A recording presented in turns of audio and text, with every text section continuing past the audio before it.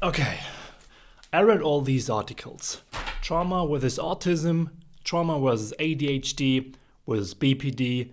The big learning from them is often it's both. It's trauma and autism. It's trauma and ADHD, trauma and BPD. But there is one big thing that I noticed. There are a few major characteristics here that run like a red thread through all of these conditions. And in today's video, I want to uncover these primary elements and reveal the centered overlap with you. And I also want to answer the question, what can you do to improve or even resolve specific symptoms caused by trauma or neurodivergent conditions? I found out that we are not fully at the mercy of our neurology. And in the end of this video today, I will show you proven strategies and resources to better deal with the symptoms. Welcome to today's episode. My name is Robert, and today I like to start this video with recapping what I've read in these articles. Now, let's start with CPTSD. Complex childhood post-traumatic stress disorder is a mental health condition that can develop if you experience long-term trauma, often during childhood. And usually emotional neglect, so not the bad things that happened, but the good things that didn't happen that should have, lead to complex PTSD-related symptoms. Also, it's quite common, so childhood mistreatment regarding research happens in around 28% of children. That's nearly 1 in 3. That's quite a lot, I think. And CPTSD is also, from a definitions perspective, not the same thing as PTSD. Okay? In the articles, it's usually used as PTSD. So Dr. Neff, for example, writes about PTSD versus autism, but I would say that I would also add CPTSD to that, and that is because the brain areas that are affected are quite the same in both of these conditions. So CPTSD is just a form of PTSD. But the difference is that PTSD, post-traumatic stress disorder, is a mental and behavioral disorder that develops from experiencing a traumatic event, a one-time event, okay, such as sexual assault, warfare, traffic collisions, child abuse, domestic violence, or other threats on a person's life or well-being. The prevalence here is around 5 to 10% officially, but again, the difference between those two is PTSD, it's a severe one-time event that happened to a person's life. CPTSD, multiple events, normally in childhood, that accumulate and therefore lead to a difference and a change within the brain. And we'll see that later when we talk about the brain structure and the neurological structure that changes in those conditions. But first of all, let's talk about neurodivergence here. Neurodivergence is defined as a differing in mental or neurological function from what is considered typical or normal here. And Kassian from the Autism Rights Movement describes neurodivergence as everyone whose neurocognitive functioning diverges from dominant societal norms in multiple ways. Now, we have all these conditions here that we put in the category of neurodivergence, for example, autism, ASD, but also ADHD, borderline BPD, and the prevalence rates are here for autism around 1 to 2%, what we know now, ADHD 5 to 6%, and the prevalence for borderline is around 1.6%, so roughly the same amount as autism. Neurodivergence is also not the same thing as neurodiversity, because neurodiversity is a broader term. It's a framework for understanding human brain function that recognizes the general diversity within sensory processing, motor abilities, social comfort, cognition, and focus as neurobiological differences. So that means we have all diverse or individual brains, so there is no complete copy of one's brain in another person. Okay, every brain is somehow different, as every fingerprint, for example, is different, right? Now, neurodiversity paradigm argues that diversity in human cognition is normal, and that some conditions generally classified as disorders, such as autism, are just differences and disabilities that are not necessarily pathological. There's also a discussion here. Some say, well, autism, for example, ADHD, those things are conditions, mental health conditions and disorders that need to be treated, especially in severe cases. Other people say, especially from the neurodiversity side here, there is just a diversity within the brain that leads to a different outcome. And this outcome, for example, whether it be autism, ADHD, BPD, or another condition, is not a great match with the actual society that we live in. So neurodivergent people have more difficulties, and we see that, as well as people who experienced CPTSD. And those are the two sides. This is a huge discussion still going on. Also, what do you think? Do you think neurodivergent conditions are really a pathological thing, or is it just a diversity in the neurological structure? Definitely leave me a comment below today's episode. I'm curious. Now, I will go through all of these conditions now one by one. So we talk about complex trauma now, then we talk about autism, ASD, we talk about ADHD, and then we talk about BPD borderline. And then after we all shed a light on these four conditions here, then we will try to find the underlying big elements which they all have in common. And that will be really interesting to see. Maybe you see that already when I'm talking about the conditions now, but let's start with CPTSD first. Now, CPTSD, complex post-traumatic stress disorder, has the following symptoms, and if you deal with them on a daily basis maybe, or within your relationships, within your life usually, then you might also relate now, okay?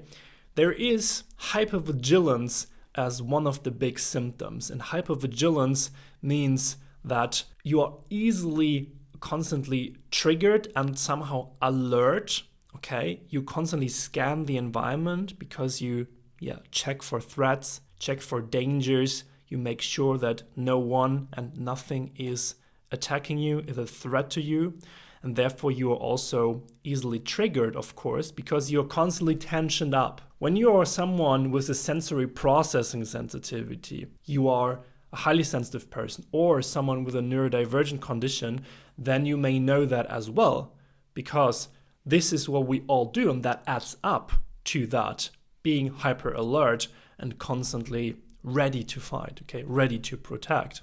There is a heightened basic inner tension that adds up with the hypervigilance here in CPTSD. There is a really reactive nervous system as well, because the nervous system tries to protect us, learns it early on, and therefore we also easily dysregulate. So emotional dysregulation is also a big part here of CPTSD, as well as somatic symptoms, because as our nervous system constantly reacts, it makes our body react as well. So we sweat a lot. I have that, for example. Don't like that, but that's how it is. When I'm dysregulated, I sweat a lot. For example, I also have huge pressure when I'm dysregulated in my gut. I really have difficulties to eat then. When I dissociate, I also feel that I feel numb in my body, okay? So the body reacts to the triggered and the activated nervous system. So it's fight or flight, usually. Now, that also leads to many other symptoms. Interpersonal instability, okay? We have this whole relationship side of things here in CPTSD. So maybe you're someone who has really disorganized chaotic relationships, always attract difficult partners.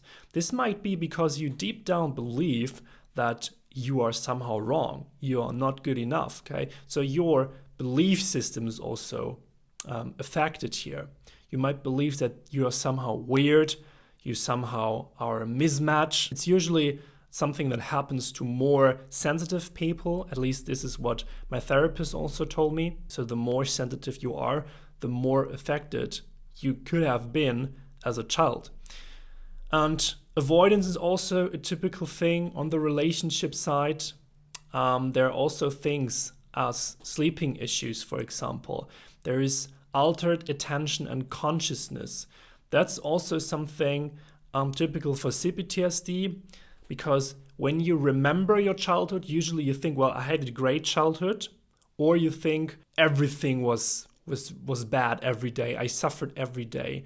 Neither of it may be the truth. Usually it is that you regularly experienced situations that were a threat to you, like from your caregiver, that they neglected you, they abused you. Those things happened, but the outcome that you believe today is different. You believe, as I said, everything was great, or I suffered every day. Insecure attachment, of course, is also part of the relationship side, because you learned that relationships with relatives are not secure. So you become someone who is avoidant, who's anxious, who is disorganized. As we saw in the last episode, watch the episode about attachment styles if you want to find out more about that. There's also amnesia, nightmares, re-experiencing flashbacks, which are often misinterpreted as panic attacks, but they're actually re-experiencing and flashbacks as a result of early trauma. And what's also typical here is substance abuse and suicidality. So people who experienced severe traumatic events in the past, they often lose hope in life. And therefore we have, sadly, of course, it's horrible, high suicidality rates here. It is also catalyzed by higher risk for victimization here, because those people were often bullied in the past, also will be bullied maybe more often in the future. And there is a higher risk to be bullied if you have been a victim before in your life. That's a huge set of symptoms here. And many of them are also displayed, for example, in this paper I mentioned so many times here on the channel, I know, Adult Survivors of Childhood Trauma, but it sums it up pretty well, and it brings it down to the major 8 symptoms here that we can also address through therapy or distress regulation. And if you want to do that now, I built a free workbook. You can download that at understandable.net/book, where I put all these resources for re-regulating those symptoms of CPTSD together. Let's talk about autism ASD here. In autism, we have typical symptoms such as masking and camouflaging. I talked about that also a lot here on the channel.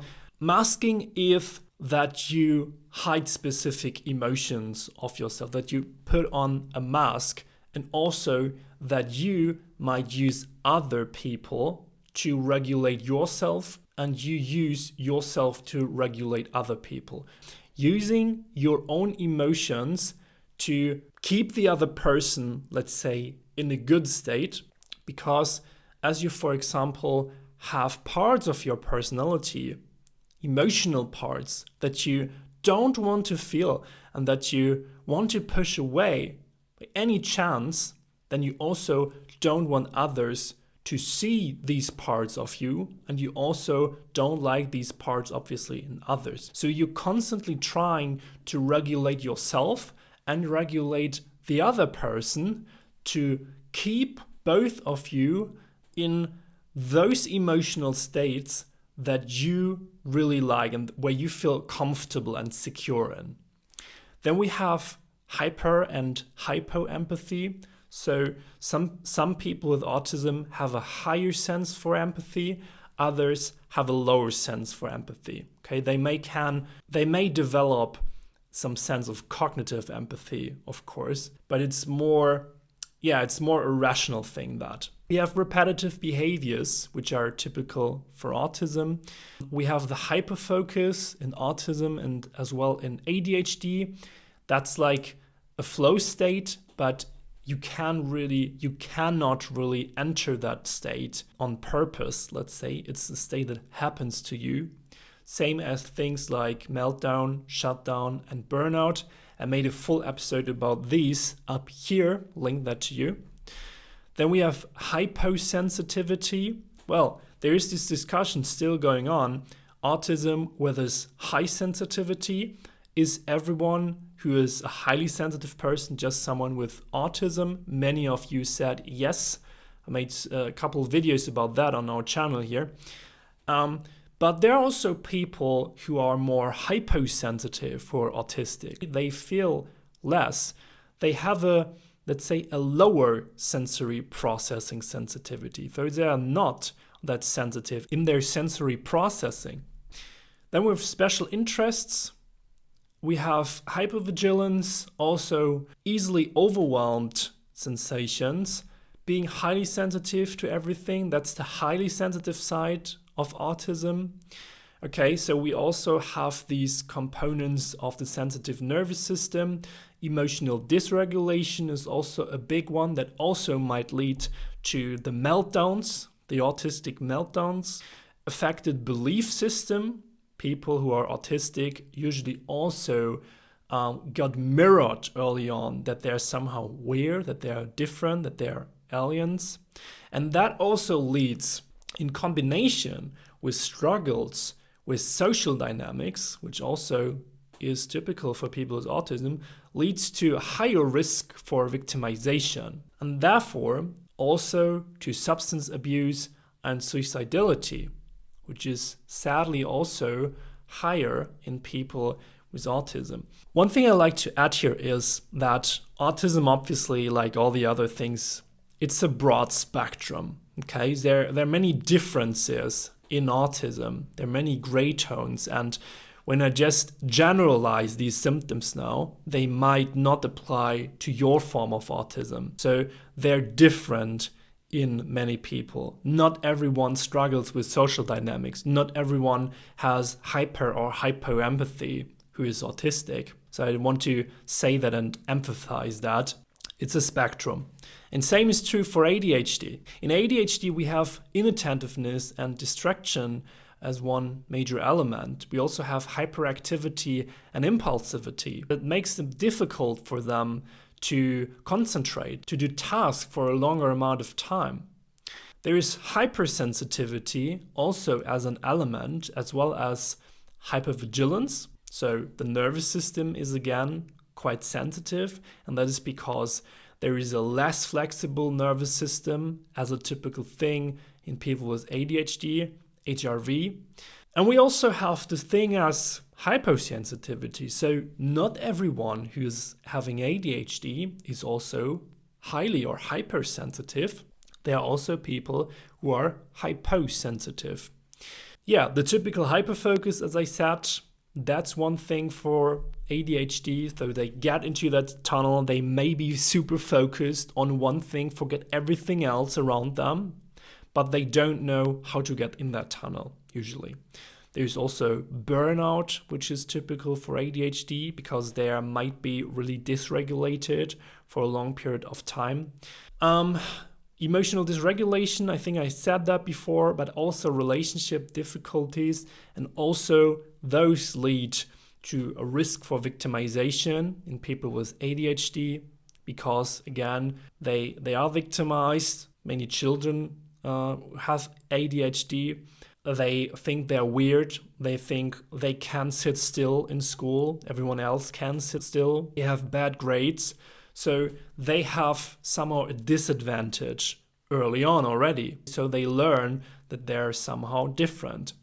And that also leads to substance abuse and suicidality because there are drugs which try to regulate ADHD, and that's also a good thing, right? So there are many people who use medication to treat their ADHD and it works pretty good. For others, it doesn't work. Those drugs have a lot of side effects for other people. And then we talk about borderline here, last but not least, the main characteristic for borderline personality disorder is the fear of abandonment. So they usually have this huge anxiety around that other people, for example, their partner, close friends, would leave them.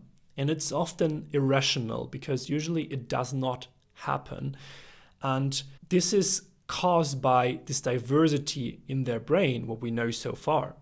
We also have chronic emotional instability as a main characteristic here of BPD. So usually those irrational fears, they come out of really emotional dysregulated states. So they dysregulate really severely. There is a chronic feeling of emptiness in many people with BPD, as well as hyperactivity and impulsivity, which is also typical for ADHD, as we saw. They also have unstable relationships. So BPD borderline is a lot about the relationship style and the relationship side here, because it's difficult, of course, for the partner if you constantly, as a partner, get mirrored that the other person is so scared and also has these emotional dysregulated states that they might leave them. It's definitely due to a highly reactive nervous system here as well in BPD and to the differences in the brain. And the brain is the central nervous system, a part of the central nervous system. We also have interpersonal instability, which is a result, of course, of these differences in the brain and is a result of these unstable relationships, or is the cause for unstable relationships, which perspective you take. And affected belief system is something that's also typical for BPD. So we have these beliefs that are installed early on that the person is different, that the person is somehow weird. This is what they believe. So they believe that they're wrong as well. Altered attention consciousness is a thing here as well. And there's also, of course, this result now in BPD that there's also suicidal ideation and substance abuse as a typical thing here, unfortunately, sadly. Eating disorders are also a thing, I forgot that. So if you have BPD, it leads to many difficulties on the emotional and the relationship side. And now let's take all of these 4 conditions and put them together and see where they overlap. I put these together, and what we see in CPTSD now, the 4 big things that overlap the most here are that people have a reactive nervous system who have CPTSD. They're easily triggered. There is an affected belief system that they believe that they're wrong and weird that leads to insecure attachment and therefore a risk for victimization. For BPD, we also have this risk for victimization as a main characteristic here in the overlap. Also, the highly reactive nervous system is a typical thing, and unstable relationships and as well an affected belief system are also typical here. For autism, we have as well the sensitive nervous system here. So people with ASD, as I said, are highly sensitive to everything and everyone. They struggle with social dynamics. They have an affected belief system as well. They believe often that they're wrong somehow because this is what they saw, what they experienced in their childhood, which also leads to a higher risk for victimization. And for ADHD, we also have this less flexible nervous system here. So we have difficulties to regulate oneself. An affected belief system, again, is a result out of that. Relationship difficulties appear in ADHD, and again, a risk for victimization. What's also typical for all of them, of course, because that's a consequence, sadly, out of that, is the substance abuse and the higher rates for suicidality. Now, when we break that down to the major characteristics, those are the elements that we find in all of them. an overly sensitive and reactive nervous system that leads to perceiving oneself as different, as wrong.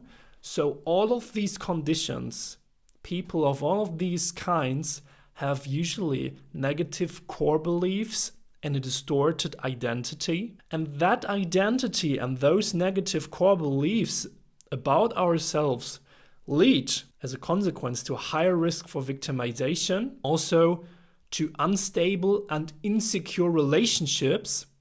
And as we know, maybe you've seen that TED Talk, relationships are the most important component for health in our life. If we have unstable and insecure relationships, we are usually more unhealthy, we have less hope, we feel helpless, and sadly, therefore, substance abuse, suicidality, those things are the hard consequence out of that. When we look at that major overlap here, there are higher rates of people with complex trauma in neurodivergent people, obviously. So many people who are neurodivergent most probably also experienced early trauma. Usually it's up to 10% higher in those groups of people. I might think that it's even higher than that.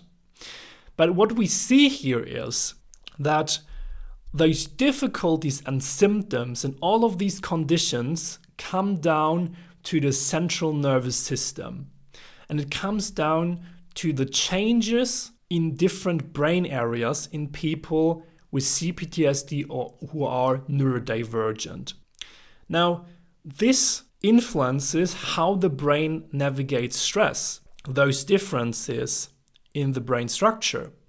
And what we see here in all of these groups of people is a less effective ability to re-regulate oneself. There is the less flexible nervous system in ADHD, there is easy overwhelm and high sensitivity in autism, there is high reactivity and impulsivity in borderline, and obviously a lot of dysregulation in CPTSD. And when I researched the brain areas that are affected, I found out one interesting thing here. Because the brain scans in people who have CPTSD or who are neurodivergent, they look the same. Okay, the same brain areas are affected, which makes sense. In CPTSD, we take this study here, traumatic stress effects on the brain. The brain areas who are implicated in the stress response include the amygdala, the hippocampus, and the prefrontal cortex. Traumatic stress can be associated with lasting changes in these brain areas. Now, which brain areas are changed in people who are neurodivergent? So the hippocampus, the amygdala, and the cerebellum. And now let's talk about solutions here. So what can you do if you recognize yourself as having CPTSD, being neurodivergent, or having even both? First of all, find healthy habits that calm you down, that calm down your nervous system, re-regulate your nervous system. I think that's definitely the essence here, that everything comes down to your nervous system that is usually less flexible or more sensitive. And I made a full video for that, 7 habits for highly sensitive and neurodivergent people, so check that out. Those habits usually help you and prevent you from dysregulating. So if you live like that, especially living more minimalistic, you get less aroused in general and therefore need less re-regulation strategies. But as you get dysregulated from time to time, number 2, learn strategies to better re-regulate your nervous system, which I talk, for example, about in my workbook. And 3rd, find a supportive community to work on your core beliefs. Because this is also one thing we saw here. Many people who have CPTSD, who are neurodivergent, they believe that they're somehow different, that they're somehow wrong, that they're somehow aliens, and they cannot really find a group in our society where they can relate with. And therefore, they often feel alone. They often feel isolated. They often feel like that their identity is somehow wrong, that is somehow false, and there's something that they can't catch up with neurotypical people in the society. And therefore, understand that, please. When you're a neurodivergent person watching now, you are great the way you are, okay? Even if you struggle sometimes with your condition, you are not weird. You are not alone as well. And there are ways and solutions to improve and resolve these symptoms and struggles as well of your neurodivergent condition and trauma. In both things bring their brain differences. And to help you with that, I started a school community for us people with CPTSD who are neurodivergent, which is exactly right now officially opened, and you can join it now. Go to understandable.net/join, and there you can sign up to school to become a member of our exclusive community, which is a safe place for people with CPTSD and who are neurodivergent. I also bring in courses, so you have access to many classes where I share the tools that I learned during 3 years of therapy to re-regulate your nervous system and to reduce the symptoms. And you can also get their individual support by me, by other members. For example, if you now look for a therapist yourself. So join now, so you get the best price today, because the earlier you join, the better the conditions are. And some final thoughts from my side. I personally, when I did this video, I really thought, well, this is a great summary of what actually is the overlap between all these conditions. So I think it's the best reminder to see that actually the central nervous system is the core component, the core element that connects all of these conditions that lead to so similar symptoms in the overlap, as well that connected to that, the outcome is difficulties, struggles, challenges in our relationships. For example, relationships who are more anxious, who are more avoidant. Those patterns, they come from these conditions and their result of, on the one hand, trauma, the brain changes of trauma, on the other hand, the brain diversity in neurodivergent conditions. So what do you think about the topic? Have you identified yourself as someone who has CPTSD or as someone who is a neurodivergent person, or maybe you have even both of them? Definitely leave me a comment below today's episode. If you want to support the podcast, leave me a review on Apple Podcasts or Spotify, and I see and speak to you in the next episode. Have a great day.